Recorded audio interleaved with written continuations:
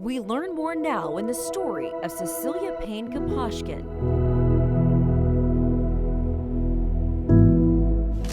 In 1923, Cecilia Payne-Gaposchkin made a long and lonely journey from her home country of England to Boston, Massachusetts to study astronomy. At the time, opportunities for women were very limited, but exploring the universe was her passion. And enrolling at Harvard was the best path for her to pursue this exciting field that was still very much in its infancy.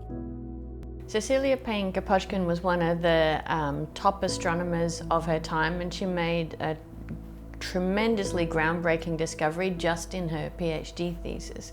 What she did was she was looking at stars, and she had a really unusual background at the time. She'd just done an undergraduate degree at Cambridge. She hadn't been awarded the degree because women didn't get awarded degrees at the time, but she'd studied physics and chemistry, and as part of her physics studies, she'd actually studied the new field at the time of quantum mechanics. That training led to her groundbreaking conclusion that was initially rejected because it contradicted the scientific wisdom of the time. What she found was that there's much more hydrogen and helium in stars than was previously thought. The problem with that is very senior, famous astronomers at the time really thought that the elemental abundance of the sun was the same as the Earth. And they thought that the amount of hydrogen and helium in the sun would be the same as the Earth. What Cecilia found was that they are not, and that in fact the amount of hydrogen in the sun and the spectra that she analyzed was 1,000,000 times more than what we have on the Earth.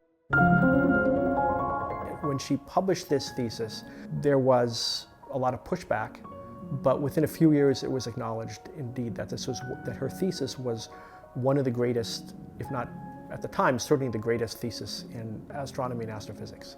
Scholars of that time period were very slow to acknowledge that Cecilia's discoveries were accurate.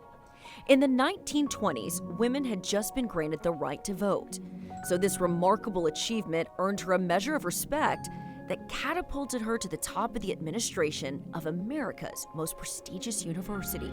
What we now know is that the amount of hydrogen in the universe is about 74% hydrogen, 24% helium, and the rest, the tiny 2% left, is the rest of the elements.